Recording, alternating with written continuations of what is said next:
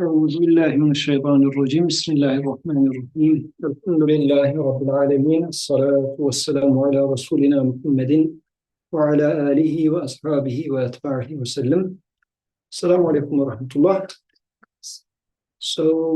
I think this is our fourth week as we reset the discussion in terms of trying to come up with a more sequential, systematic way of explaining our approach in general to Quran. So in this journey, we started with the second verse of Surah Al-Baqarah. We talked about ذَلِكَ الْكِتَابُ لَا رَيْبَ فِيهِ هُدًى لِلْمُتَّقِينَ. This took 3 weeks so far. We first discussed what is the book. We talked about that.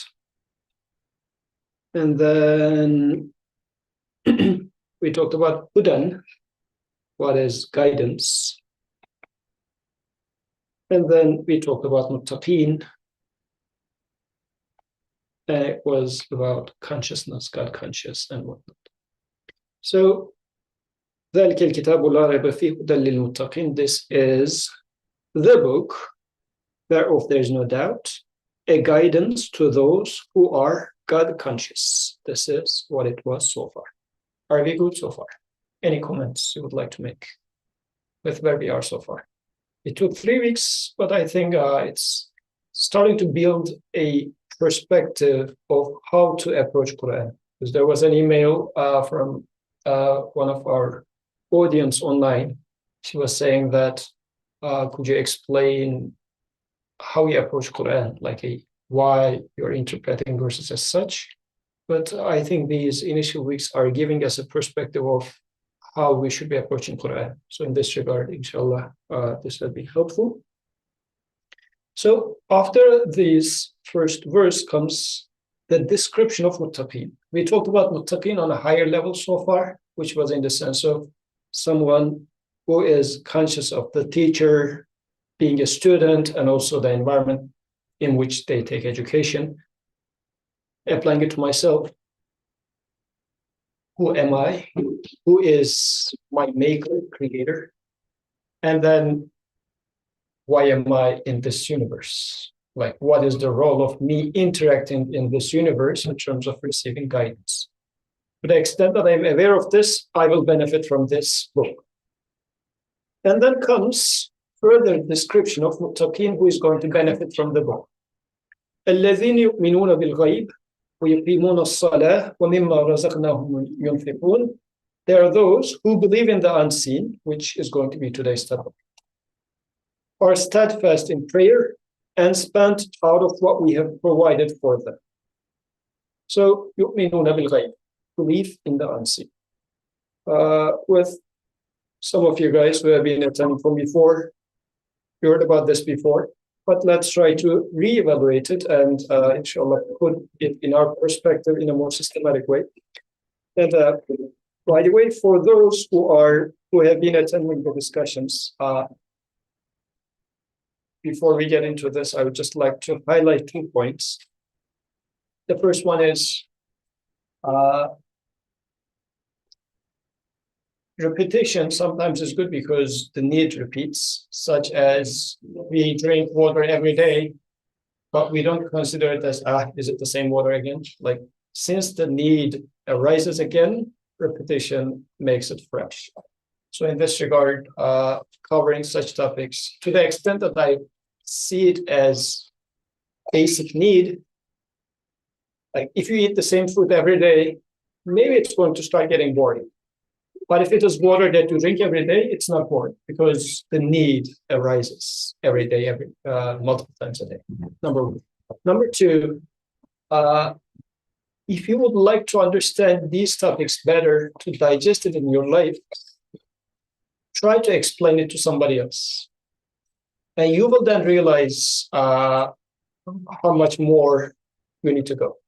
Like listening it from somebody else, you get to a certain extent, but to the point that you appreciate what's being said in here, and if you can explain it to somebody who would appreciate it, who would utilize it in their life, try to find such a person and try to explain it to that person.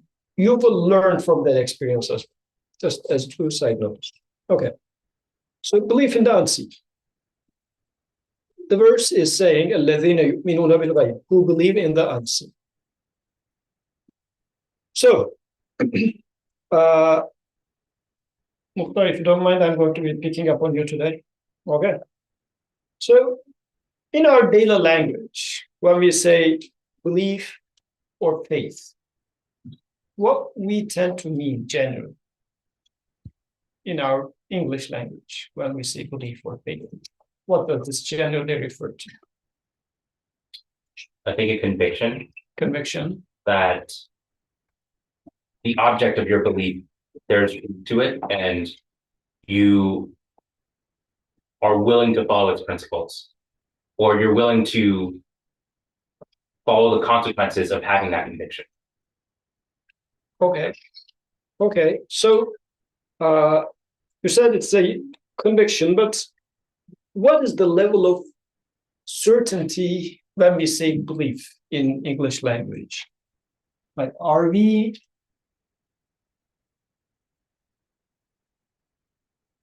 and again, before coming into maybe the faith mode of it, let's go with the belief version of it. Like if I say the guy sitting next to you seems to be a good guy, I believe that he's a good guy. Like, how certain am I about this when we use such a word as I believe that he's a good guy? Let's say you're somewhat certain. So you're saying believe instead of I know. I know. Okay. That I think going off of that example that you said, maybe you have some understanding of the person, but you're not fully certain in that statement. Okay. First here, then here. Yes. Yes. Yeah, I guess I'm thinking whenever like I believe this like could be true until proven wrong. Like I'm only as certain as whatever you say, but like the minute you can prove it wrong, I'm willing to be convinced. Like you can give me something else and I'm willing to follow. I think how belief works in this context. Because like I believe for now, like this is what we know.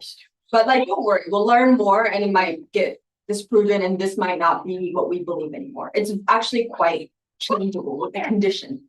Okay, that's good. But for that, he didn't do anything wrong yet. And you believe that he's a good guy. Correct.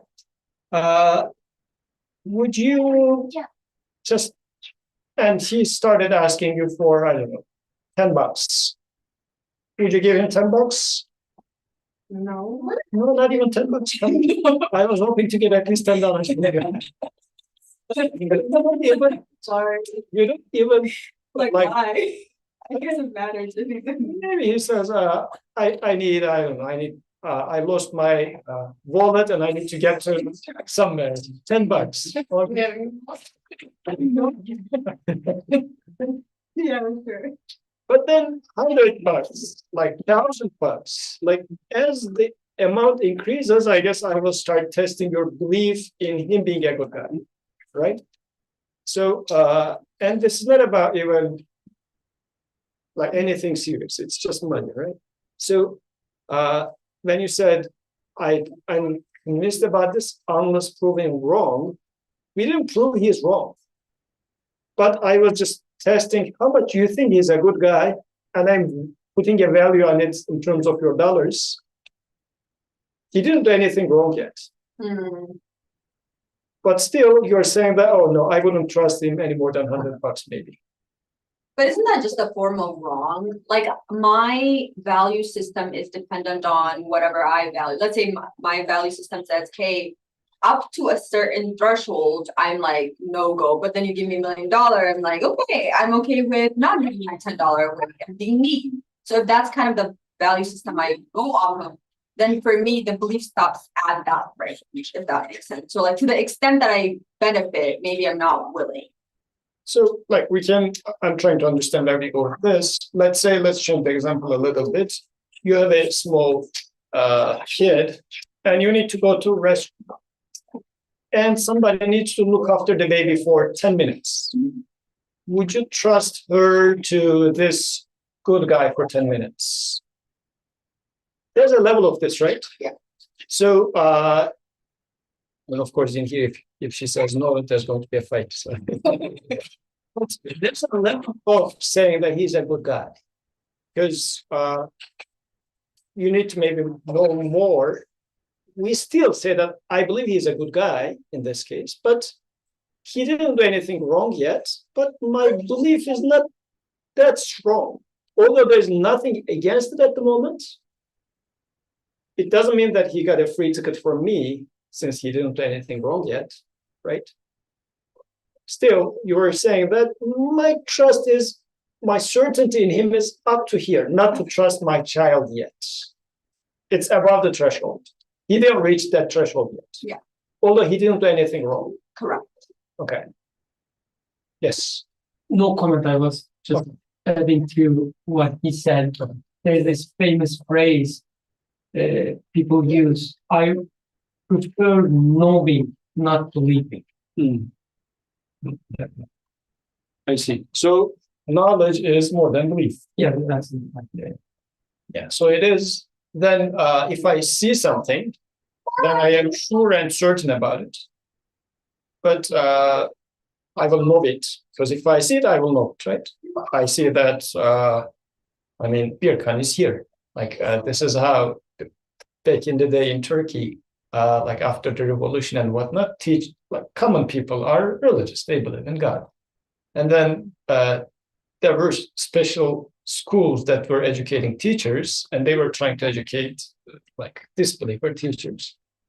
Teachers coming out of those teacher schools had a certain mentality. So what they were doing when they get to like the small villages and whatnot, to the students saying that, okay, ask from God to give you candy.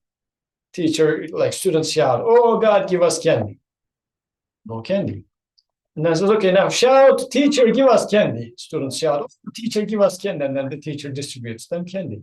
So now you see I am distributing because I exist. You see it. But you shouted for God, no candies, no God, right? So in this regard, he was just crashing children's belief in God. So you're seeing, knowing the teacher, but you are believing in God, and it is crushed because he didn't give you candies, but I did.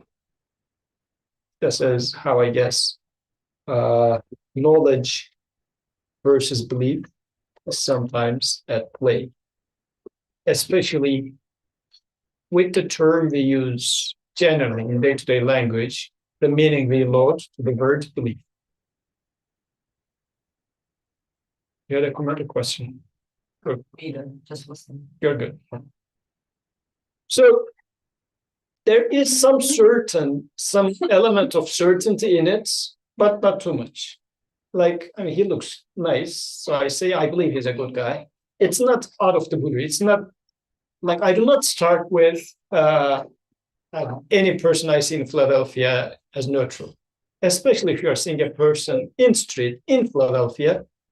Probably will start a little bit on the negative side of it with suspicion rather than with trust. This is the society that we have. City of brotherly love. Yeah, city of brotherly love.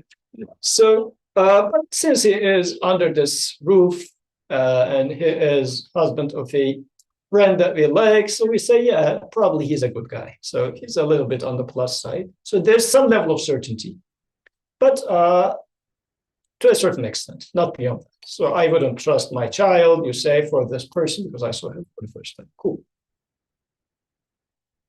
Okay, this was the first part. We didn't talk about what it is yet, but in our perception, this is what we think. What is unseen? Because it's going to be belief in the unseen. When we say belief in the unseen, what is unseen? What might it mean? Because we are going to talk about belief in that unseen. And the book is going to be guidance for those who believe in the unseen.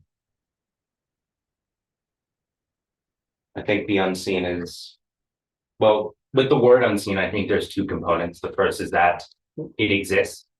So it's not like a lie or make believe or fantasy, like it exists, but you just can't see it. And I think that you need to have the first thing that it does exist, and then that you can't see it for it to be unseen.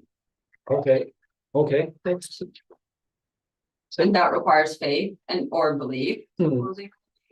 Since I don't see it, so it's not knowledge. Because knowing something simply means like this is black. It's not white. So I can describe it. I can give a shape to it, right? Not white means not gray, not anything else but black. So I start defining it, giving it a shape, because it's directly talking to my senses, perception. Cool. What is unseen? And ghayb in this regard is probably not only about eyes, but touching is like something that I cannot touch, something that I cannot hear. Like it is beyond my perception, pretty much.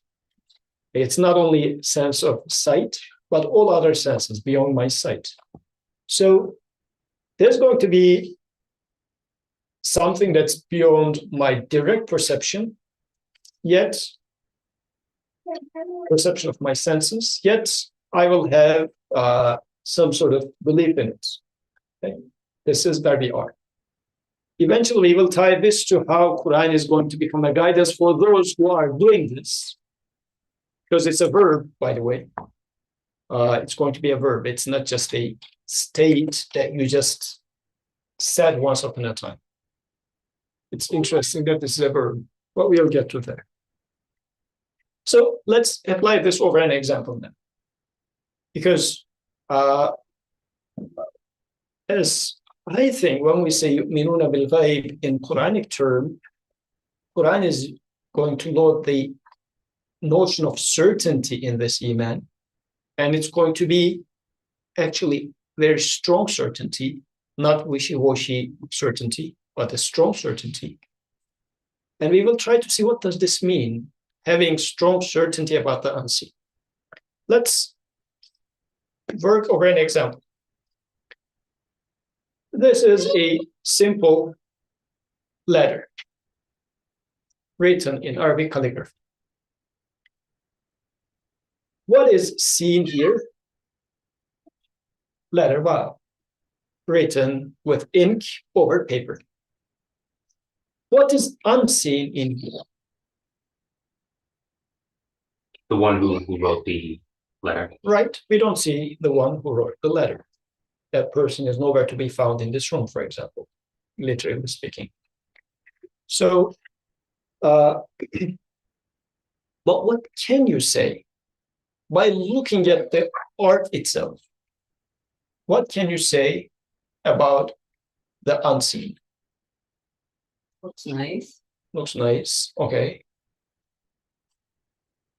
But it's made. It doesn't happen to be by itself.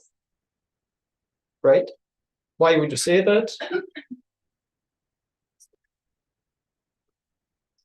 Because it's written in a certain way. It shows care. Somebody must have taken a lot of care to really apply the anatomy of the letter. Probably this is the person who has written it must have a pen. It's written with pen. I haven't seen any of these, but I am sure whomever has written this must have a pen. Must be holding pen with a certain angle because it is like thicker in here, thinner in here. The pen has been rotating in the hand and whatnot. I can say many of the things by just looking at it. And especially if you show it to an expert of this art, probably they will read many more into this than I could say. To the extent that you really know about this art, you will say way more about the one who drove it than me. So I am sure if this exists, if this piece of art exists, which it is, I can see it, someone who knows of art, who knows about Arabic calligraphy, who knows about Arabic letters, its anatomy of letters and everything, must exist. I am more certain about the second one than the first.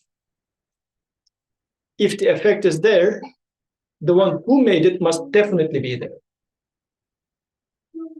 Otherwise, it wouldn't have happened in the first place. Or, I mean, we can, of course, increase the examples, but even a simpler example would be Like this is a piece of art. Even if there was a corpse lying in this room, laying down, with a hole in their forehead, this is a destruction. It's not an artful thing, really. But you would say if this hole is in the forehead, then somebody must have put this bullet in there. Like, it's more certain that somebody must have done this than the existence of the corpse itself. You don't see the guy. You haven't seen when it was happening and whatnot, but you're so sure that this one must exist. This is certainty. One could argue that, well, no, well, I just see what is there. The only thing I can say from here is there is a man with a hole in their head, nothing beyond. This is the seen part. The unseen part, though, one would say, no, there's something beyond what I see here. Since this happened, it must be that somebody who did this must happen. And this somebody is not simply some random guy, but somebody who can use weapon, who has some beef with this guy.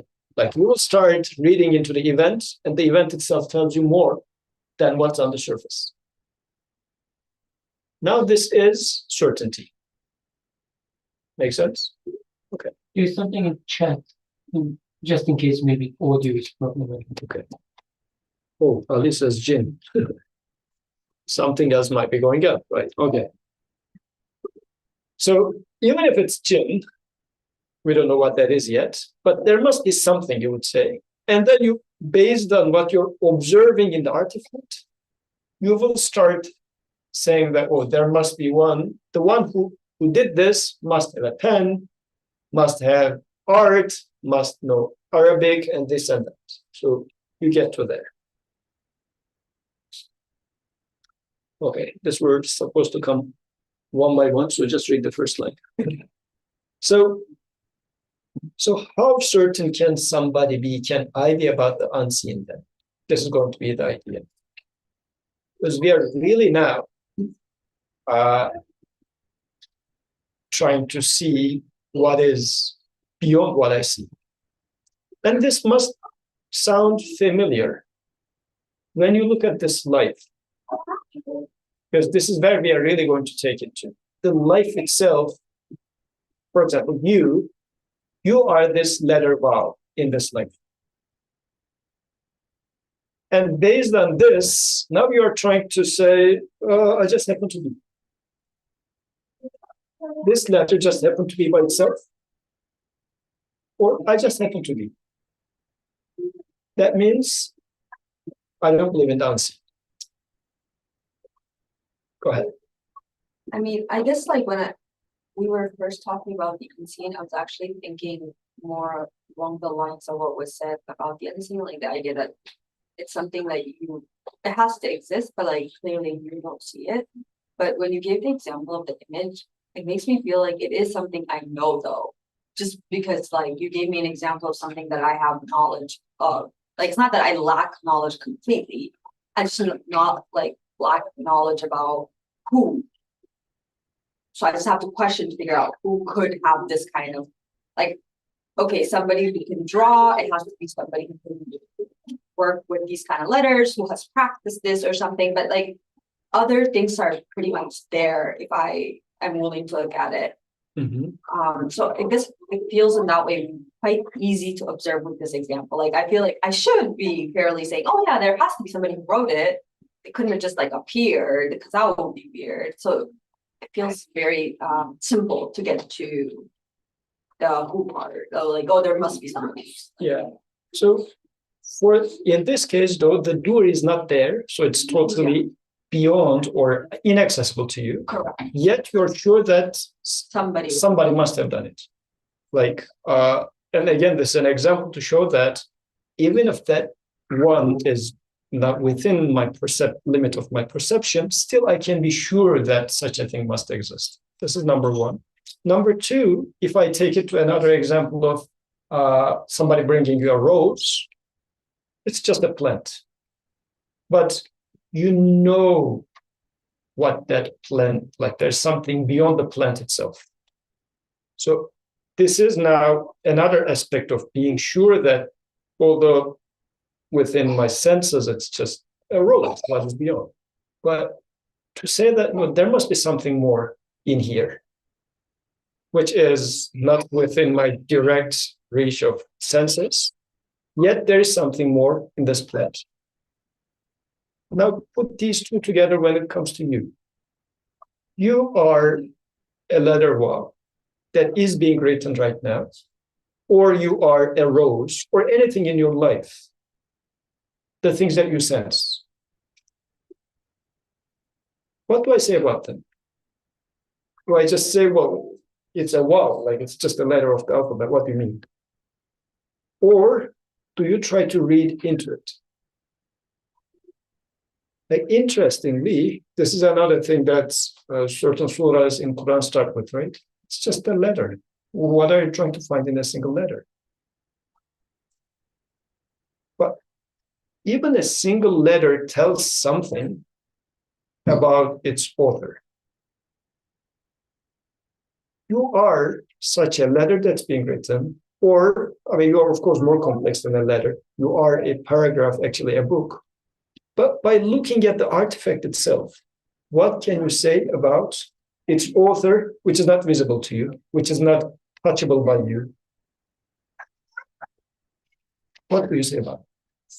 Well, to build up the question, I think we can be certain about the unseen as much as we are certain about the seen related to the unseen. Mm-hmm. So I think with the letter example, I can learn something about the unseen by looking at the seen and using my mind to think about that.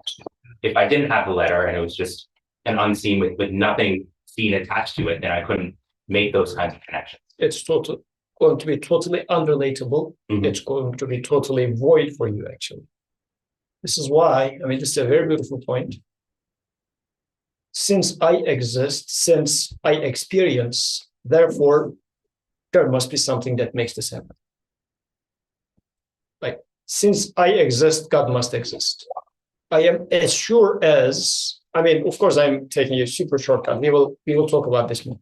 But since I exist, and I do not exist by myself, like I am happening to be, I am getting updated, I am constantly getting changed, right?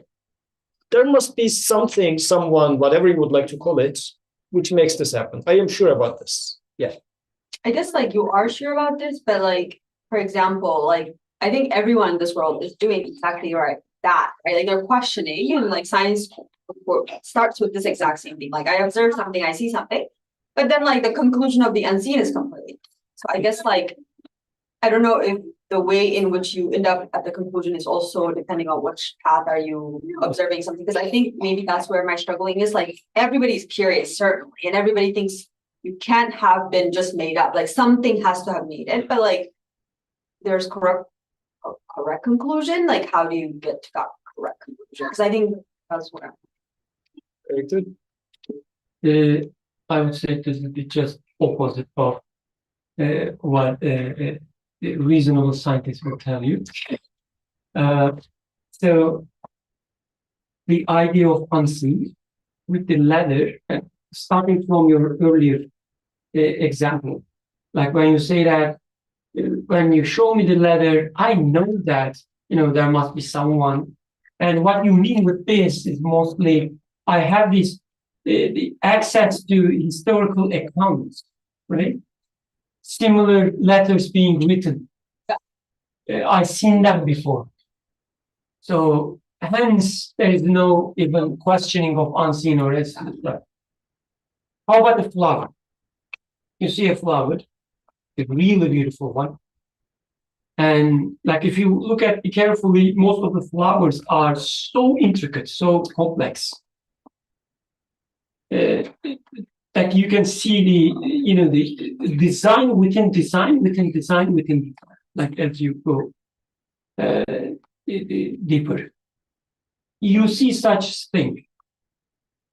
Do you conclude or do you even ask what is the unseen behind this? The extent I'm attracted to the flower. Yeah, you are so attracted to the flower, you are so curious. And what would you do? you would say, oh, there must be a mechanism within flower. Yeah. There must be a mechanism within flower that can be shared with another mechanism within the earth and the air, I see what you're saying. Okay. but it has to be within the letter itself. Like it can be outside source. Exactly. So you see a letter, and scientific naturalism would tell you whatever the maker is must be within the letter. It's inherently in that thing. Exactly. I mean, yeah, like in flower example, for instance, we see, oh, look at the symmetry, right, of the petals. Petal, is it petal? Yeah, petals. And your friend would say, oh, yes, because this is because the attraction of whatever molecules, right, together with the gravity. So it's all within the flower and surroundings. There is no such thing as unseen. Because unseen means of a type of something that I don't observe. Leather is a type of what? Ink, paper, what else? Something, right? But the unseen, the maker of it, is not of type of ink or paper. Completely different. The maker of the thing cannot be even, you can say that, inside the leather. You are so certain. So this is opposite, complete opposite of naturalistic worldview. So we should be very careful. Like the unseen, sometimes it says, oh yeah, we are also trying to find these hidden mechanisms. It's in the sense that we don't know yet.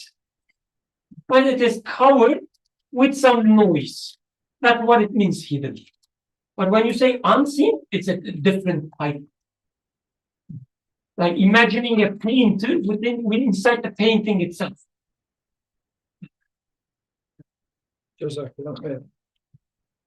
So then in this regard, how can one be sure about it? Like, is it even possible? Because it was a good distinction at the beginning. I know something versus I believe in something. Knowing is, I'm more certain about knowing. When it comes to belief, there's this uncertainty. This is why I have some level of conviction in there, but I'm not too certain. This is why knowledge versus belief, knowledge is stronger, belief is weaker. This is our general perception, right? When it comes to the word belief. But when Quran is now describing iman, so we are going to use a different term. We will stick with using the word iman instead. Let's try to reshape our understanding of belief in English in terms of the word iman. So they're different. But how can I be certain about the unseen? Yes. Just about the word iman, and going back to your beautiful example with Sister Naratu, like would you trust? How much would you trust, etc. The word iman is the same thing with the trust, right? Security. Yeah, security. So, for instance, what is the most famous nickname of the Prophet ﷺ? Amin, right? Iman, the same word. Amin, why? What does it mean? People would trust him. That's what it means. They were secure. Or emane, for instance, when you give and trust something to someone, right? So it's not like you would do blindly. Like you take the most precious, let's say the sack of gold, and you would give it as an emana and trust it to someone that you can have iman in it. That's the word, the etymology of the word, right? So when Quran says iman, just translating it as belief, faith, is like it's not just lazy, it's terrible translation. Right? So that's the reason he's trying to come up this conclusion that okay, there must be certainty, because this is what Quran implies. Quran is saying actually in the ayah those who have complete trust, complete, the conviction about unseen. That's what I assess. And now we're trying to understand what does this complete, the trust came from. Otherwise, it's not like, the Quran is using the word belief, but because we are religious and we're trying to, to save ourselves, we're trying to put some certainty in it. It's not that way. Quran's claim, the word is being used, the iman, implies that whatever comes after this iman, you must have complete, with no doubt, certainty about it. Otherwise, you wouldn't entrust your step of God. And since I heard a counter argument to this in the past, I would like to highlight two things. What Brother Birkan says, just to confirm what he's saying. We will read a verse right after this one, which will use the word yaqeen. Like one of the brothers who knew Arabic said that, oh, you're referring to the word yaqeen, not iman, the two are different. Yaqeen will follow right in the next verse as an opening at what iman means, number one. Number two, I think if I'm not remembering wrong, Surah Al-An'am, there's a verse which uses iman and amn in the same sentence, saying that amn, security, the same word, is an outcome of iman. Like equating the two words, you're going to be sure and secure because of your iman. So you wouldn't be entrusting your child to a stranger who is just happened to be a good guy or happened to be in masjid just because he is in masjid. So you're not securely trusting your child to this person because you don't have certainty in him yet. So this is why iman and amn, as Brother Birkan was highlighting, are in Quran's way of presenting it to us, means the same thing. So it has to have this certainty. And what Mukhtar was saying in terms of knowledge versus belief, this is how it's in day-to-day language, and this is how it is in, like, I happen to be listening to a philosopher exposition of our, like, the levels of ideas. The most certain one was knowledge. Belief was coming at the third level, like as a having some conviction. This is how belief was mentioned, having some conviction. So this is how it is in day-to-day understanding. Belief is wishy-washy, or faith is wishy-washy.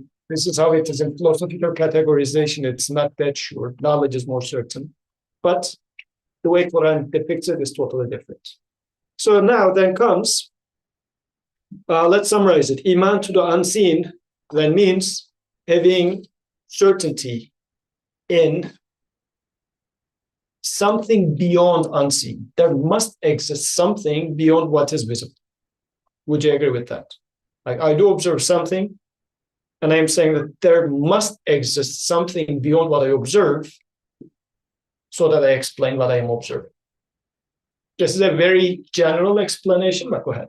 Well, I think to that point that you clarified that there's a difference in Arabic as well between certainty and iman. Mm-hmm. I think that iman, as with the fact that you mentioned that the believe is the verb, that you can lose that certainty, that it's not solid, that it's not clear cut, but your conviction is only as true as you're putting the effort to believe it's true, if that makes sense. So your certainty can increase and decrease. That's correct. But it's increasing and decreasing based on how much you look into it. So let me open up it a little bit more. So my scientist friend, Brother Birkan used the term saying naturalistic science, is taking a stand from the very beginning. What does it say? I have to explain letter by letter. I have to explain the plant and how plant happens to be within the system. This person is making a conditioning themselves from the get-go, saying that it has to happen within here. Leap of faith. It is exactly leap of faith. Yeah. So they are making this leap of faith, saying that this has to be explainable within the system itself. This is a precondition. What does this person say? I don't think there could exist anything beyond my perception. Right? This is the decision that this person take.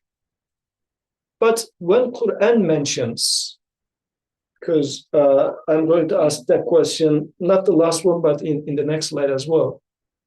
How could Quran be a guide for those who have belief in the unseen? Because at this point, belief in the unseen is a general term here. We didn't talk about belief in God, belief in afterlife, belief in the book. It will come in the next verse. We didn't talk about belief in resurrection, belief in the unseen at this point. If a person makes a decision to say that nothing exists beyond my perception, and this is my decision, can we guide this person? No. That's their firm stance, no. Because the guy already made their decision at the beginning, right? Like the example for this one would be, as it will follow in the upcoming verses, I gave this example various times before. If I say, oh, brother Bikan, can you give me $5? But he determined, he already made the decision to say that I'm not going to give a single penny to Yusuf. Right? And I say, oh, give me $5. He says, I don't have money. And I'm trying to guide him. Oh, no, look at your pocket. There it is. You see there's wallet there. I do see it there. Would it help? He's not interested in receiving guidance where the money is because he already made his decision. He's not going to. Just no money. So it's not being a guidance. He already closed the door. So my words are not going to be a guidance for him, period. Quran is starting by saying that this is a guidance for those who believe in the unseen. So the very first description then, I think I can take from belief in the unseen is, who has, this is why I'm going to bring it there, what you said, there are levels of belief, there are levels of having certainty or being sure, but at least the person is sure that there must be something beyond what I am observing. Kind of requires you to be like, to have some sort of humility though, like my eyes are not perfect, like the same way I'm aging and I misperceive like a person and call them the wrong name. Maybe there's something beyond what I'm actually observing, which might be, but is it just that? Like humility part, I agree, but isn't it also common sense? Like if somebody is, as you're walking by some shop and giving you some free coffee, wouldn't you seek something beyond the coffee itself? Like it's a simple deal. I mean, you just got the coffee, go and drink it and walk away. but I feel like it's only the extent to which you're raised in an environment that makes you question that. Because I also think about like, did I question or have similar thoughts before I started attending this? And I lived the exact same life, I would think. But I don't think it's like the first thing that comes to your mind because that's not how you're taught to think. Even though like maybe that's how you were at the very beginning when you were a child and you're just curious and there's no like culture or anybody feeding you specific information on how you should think, behave. I think then, yeah, you can say these statements like, isn't it common sense? But now my common sense has changed. Like what I consider common sense has been kind of molded very well by the community I live in. So to say, is this common sense? No, because like Birkan just has to like explain to me the error I made even in the picture versus the plant, which he was like absolutely correct and did like a really good job of explaining it to me. But for me, like it looked the same because one felt very easy actually, but he's like, no, but then it's not actually. It's like, so it feels simple, but it really isn't. At least it doesn't come easy to me. Okay, so that's good. So in this regard, you're saying that there are obstacles before me. I think so. Okay. Obstacles part, I can take that. But can I say, is it accessible to you? Like, for example, I am using WhatsApp without thinking why the heck these guys are offering such a service for free to me. Correct. Right? But if I were to think about it for 5 minutes, why would they offer such a service for free?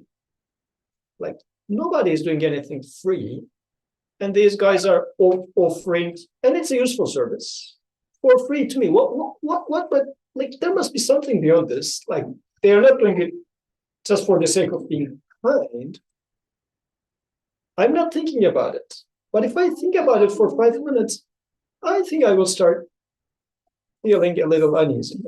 But I'm still there, like, you're saying, like, you need curiosity, and I'm saying we're not programmed to be curious about these kind of things, like, the example of the WhatsApp you just gave. You're kind of just told to use everything else, but only care about very specific. It's like I'm told to be curious about very, very specific things that apply to me in my life, let's say. Maybe I'm just, Okay, sorry. good. Go ahead. Oh, Was it train? oh. No, I don't think it is. I was just thinking about like, maybe this becomes a little off topic, but like at what point does this kind of become like relevant to us, I guess, because I was thinking of like babies, for example, like if I take this pencil like at a certain age and I like hide it under this, it's gone to them. Like there's a term for that in psychology, but like for the baby, it's generally like not, it's in the unseen in the sense that like it's just not, it doesn't exist anymore for them.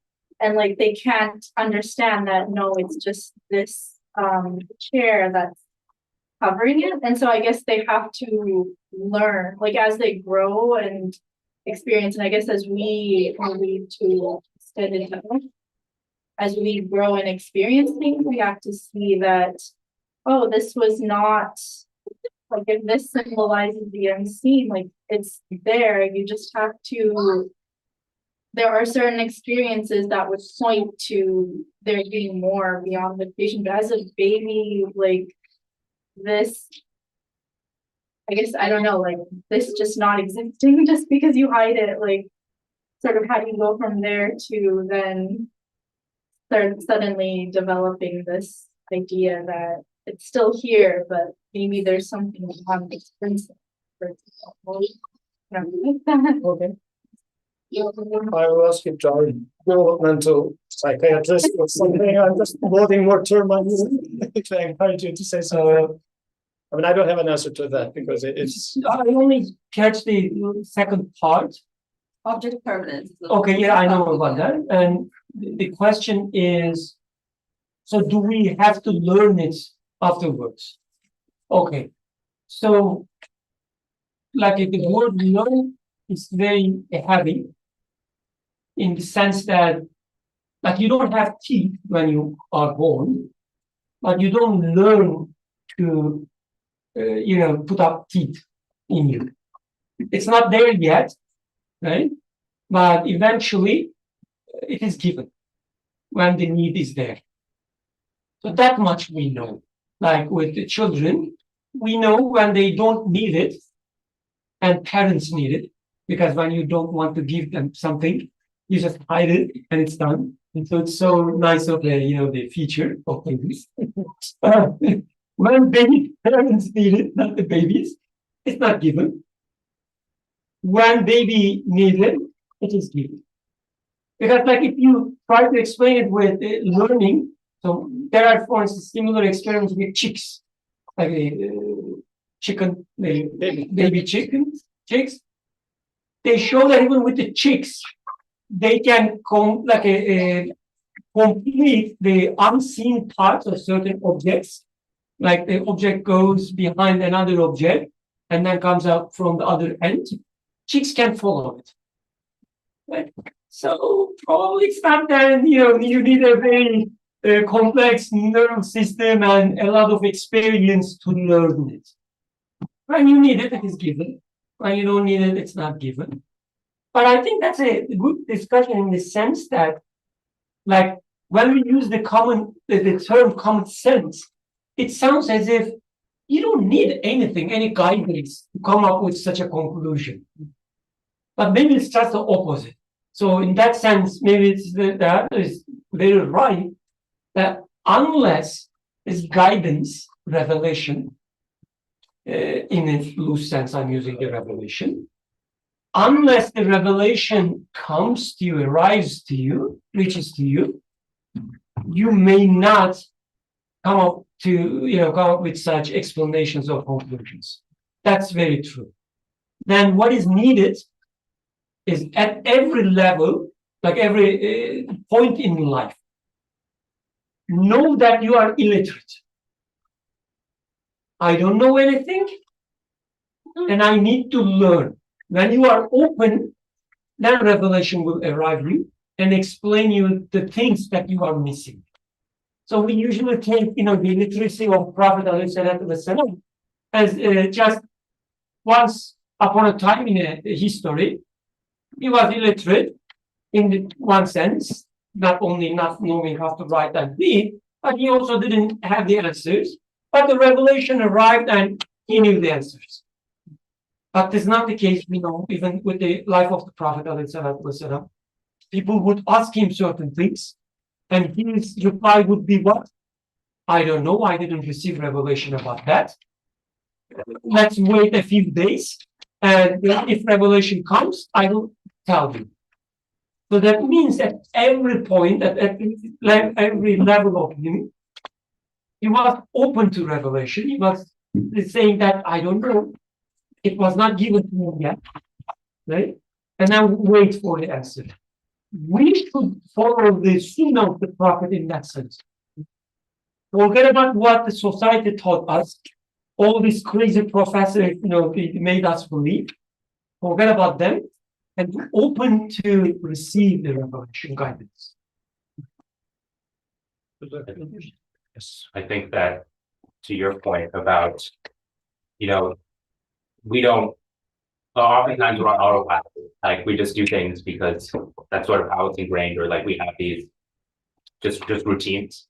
But I think it's important that in the previous verse, the Quran or Allah makes himself known that this is the book. And it's kind of like, you okay? Yeah, she's good. That it's kind of like the catalyst. Like if I ask you, well, how do you think WhatsApp makes money? Like you might have gone years on just using WhatsApp, you don't think about it. But then when I ask you that question, then you start thinking about it. Mm-hmm. So I think it's also something important that in the previous verse, Allah gives the catalyst, this is the book, and makes you start thinking these questions. So, Jazakallah khair, very beautiful. And then now if I apply it to, because when it comes to beliefs, we talk about belief in God, belief in the books. Actually, it will come in the next verse as well. وَالَّذِينَ يُؤْمِنُونَ بِمَا أُنزِلَ إِلَيْكَ. Those that believe or has iman to what is revealed to the prophet. Which brings us to a question. What does it mean to have iman in prophet? What does it mean to have iman in revelation? How can you have a certainty about these two? Iman in God, of course, is right there even before these two. Because you're listening to the book, right? Like the book is coming from someone who talks, definitely. It's not speech of a man in this case, it's speech of your creator. How can you be sure about a maker, a creator in the first place, which is not you, which is not the food that you eat? Because this is what it takes us back to the question with the mechanism, right?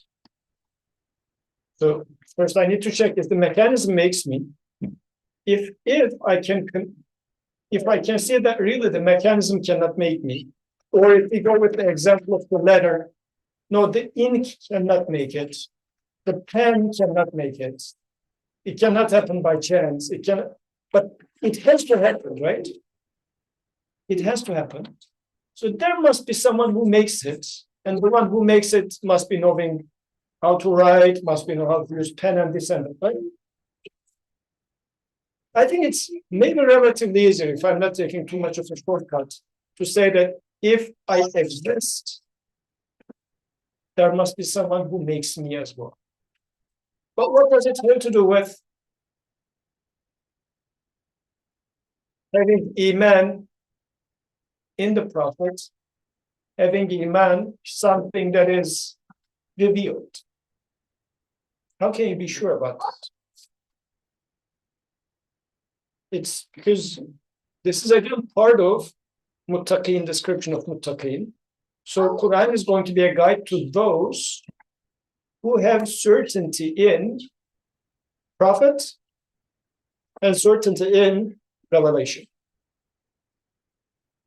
What does it mean to be certain about revelation? What does it mean to be certain about prophet?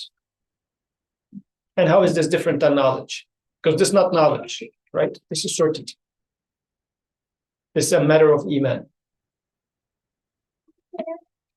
Can we go through the different words? I think I'm getting lost in the terminology, like certainty versus iman versus knowledge. Okay. So iman is going to be to the unseen. And I'm going to be sure and secure about it. But it's not going to be within my immediate reach, within my immediate perception. It sort of makes sense when it comes to the maker of this universe, right? Because I do see the artifact, which is me or the apple that I eat and whatnot. And I'm not able to find the maker of this apple within the system itself. If I say tree, well, tree doesn't have the equipment to make an apple tree. What is it? Doesn't have love, it doesn't have knowledge, it doesn't have care. Where the artifact has it, so I say no, tree cannot be the maker of the apple. So that's understandable in this regard. Clearly, belief in God is a matter of belief in the unseen. I think this is relatively easy. But when it comes to belief in prophet is a human being that you can touch. What does it mean to have belief in prophets? Why is it a matter of belief but not knowledge? Why didn't it say, وَالَّذِينَ يَعْرِفُونَ بِمَا أُنزِلَ إِلَيْكَ? That are those who know what is revealed to you. Can I ask maybe a question answer? When we say iman in the prophet, then are we saying like, because we said iman in the context of unseen this time. So are we talking about their day-to-day, which is applicable technically to us, right? Like we too are humans experiencing supposedly some of very similar issues in family, raising, living, whatever. But that makes me so where's the unseen of the miracles? Like I'm getting this. So if Prophet Muhammad was today in this room, let's talk about a hypothetical. And he says, I am the prophet of God. This doesn't change anything in him in terms of his touchable, sensible human being. Him being a prophet is something totally different than what you can perceive with his physical body. Right? Yeah. Because prophethood is something that is beyond your perception in the first place. Like to say that this person is a prophet, first of all, what is prophet? And let's put the prophet in there very briefly.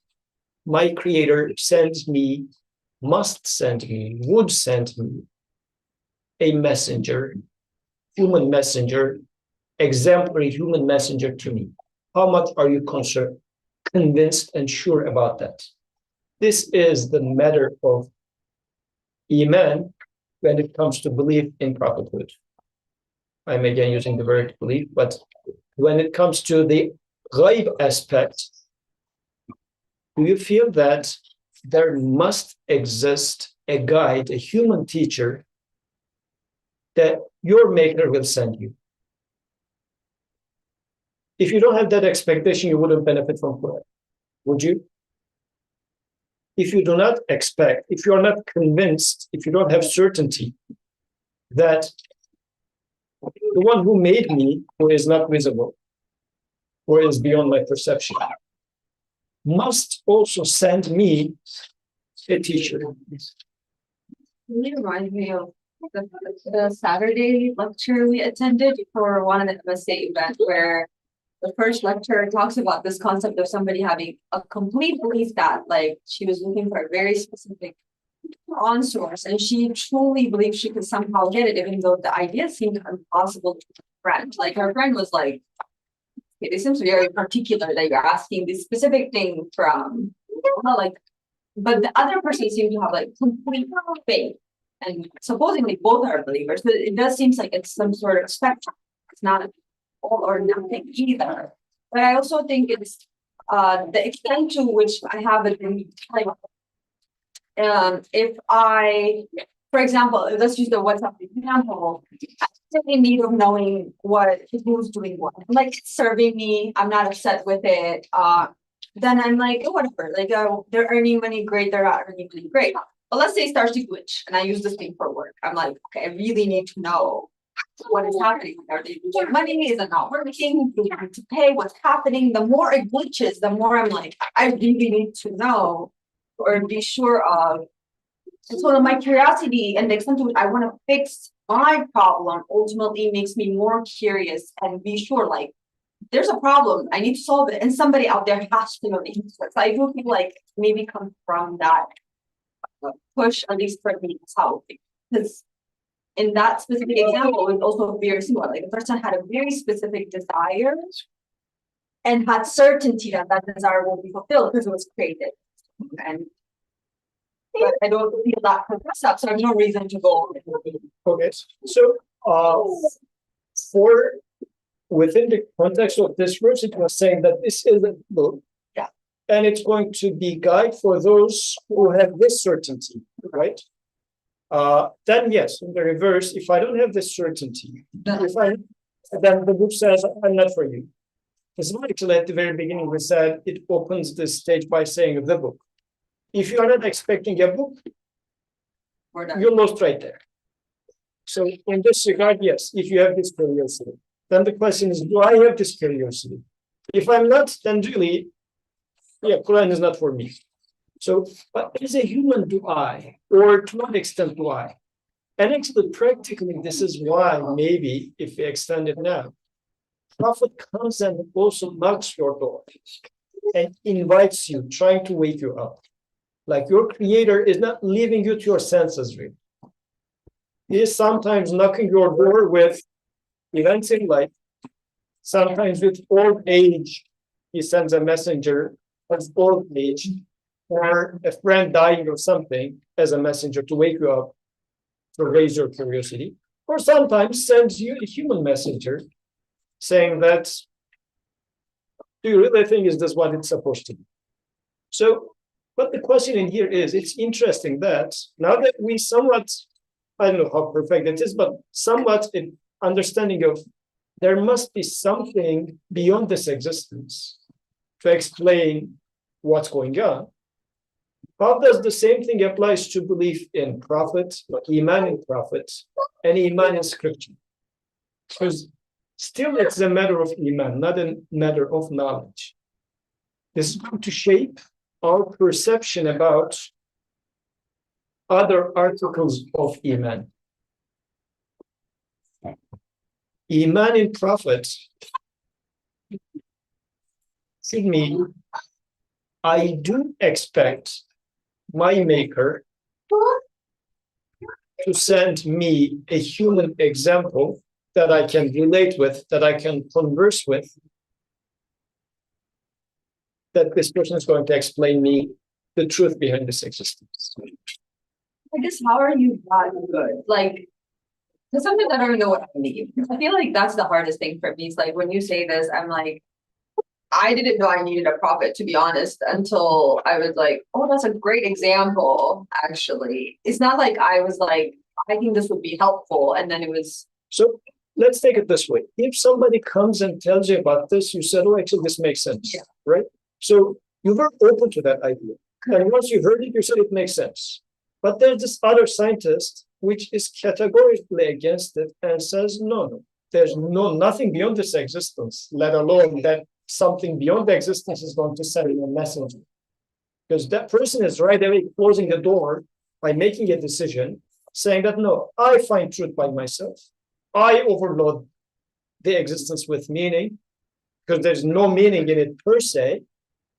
To the extent that I give it a meaning, it becomes meaningful. Otherwise, everything is meaningless. This is a decision that a person makes. And this book is saying that you're not going to find guidance in here. You never made up your mind. You're not searching for meaning outside of yourself. So this is not a book for you. Yes.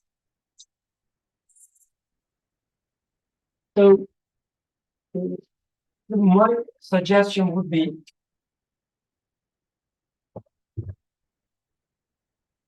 But we have a stronger microphone and just my suggestion would be let's put common words like belief, knowledge, etc. on side first, and let's concentrate on the word iman. And Quran is saying that those who have certainty, who has trust, if you want to translate, in unseen. So that's the word. Okay.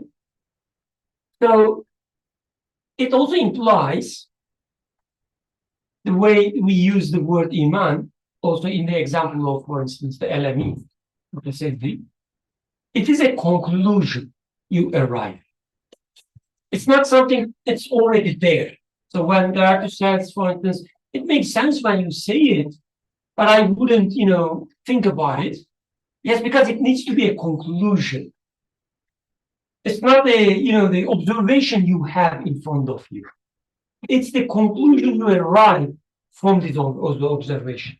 And to conclude in something, we always need effort and guidance.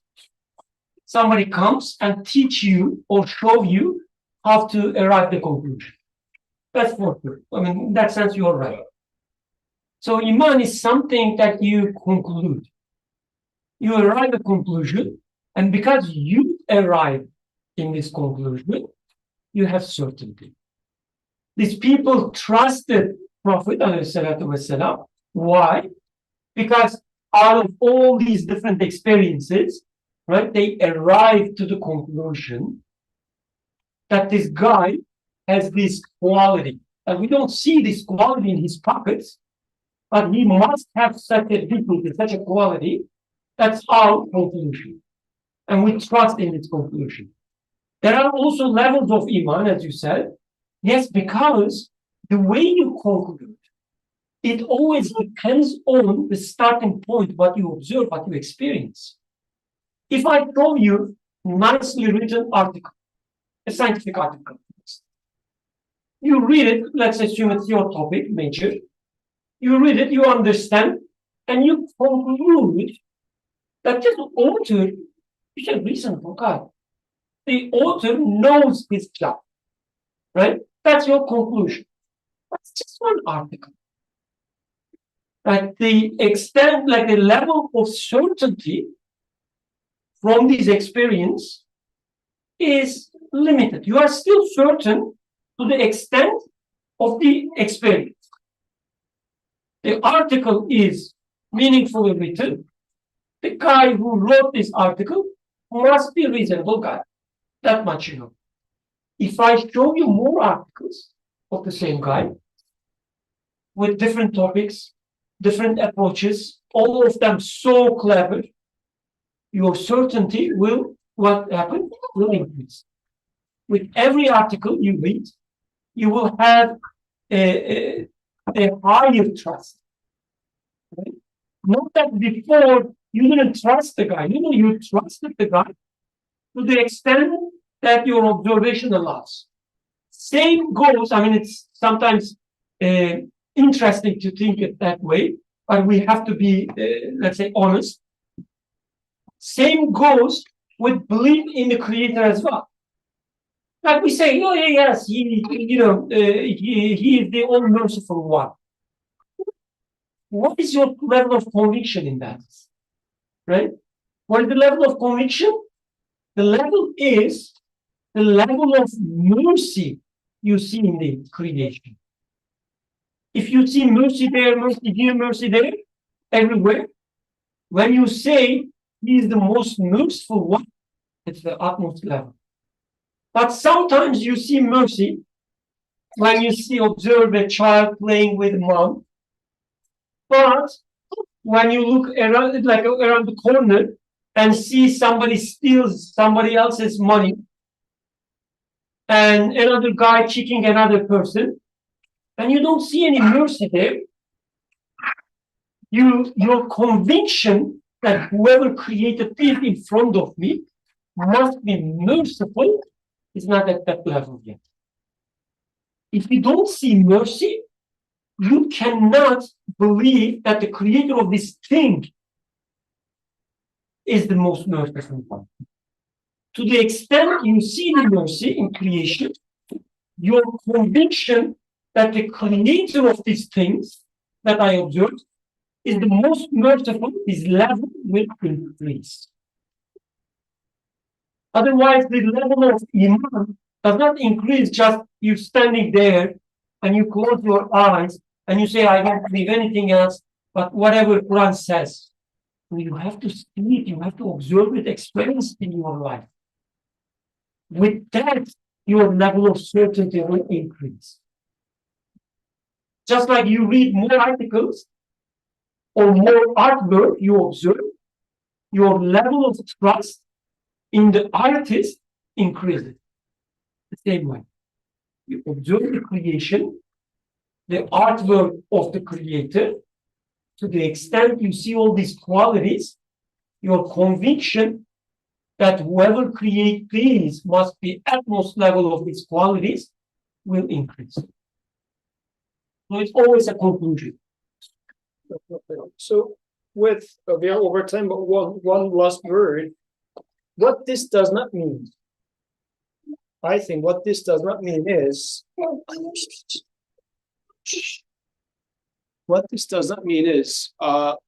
is a guidance to you, and I'm going to use the English meaning of the word belief, unless you believe in what it says.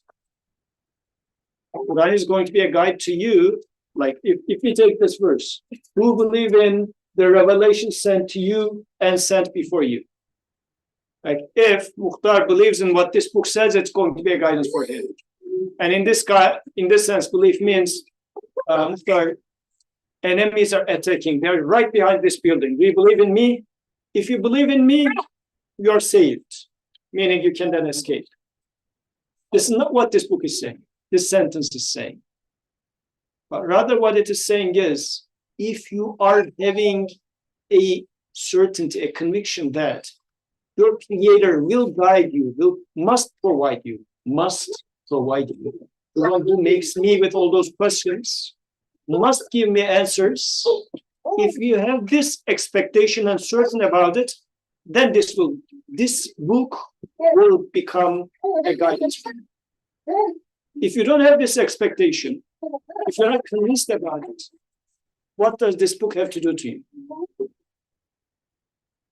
Or to the extent, because it's not black and white, let's also add in the point, to the extent that I am sure and I'm expecting my maker to guide me, then I will benefit from the book. If that makes sense. So to the extent of my certainty, I will benefit from the guide. Not to the extent of my naively believing and accepting whatever it says, I will benefit. No, this is not what this is about. But it's rather about to the extent that I expect him to guide me, to send me a message, to send me a messenger, I can benefit from it. So inshallah, let's pick it up from here next time. And until next time, let's keep thinking about what it means, because as Sister Dart was saying, once somebody says it makes sense, but at least let this be an opportunity to question. What does it really mean to have certainty about prophethood of a man? Because it's not about the man himself. It's about the duty of this man. So really, belief in prophethood means being certain about a duty. Belief in revelation means that there must be guidance for me. Belief in angels, or iman in angels, or iman in resurrection, iman in qadr. What does this really mean? Let's think about this. Next week we will start from it. سبحانك لا علم لنا إلا ما علمتنا إنك أنت العليم الحكيم وآخر دعواهم أن الحمد لله رب العالمين. الفاتحة.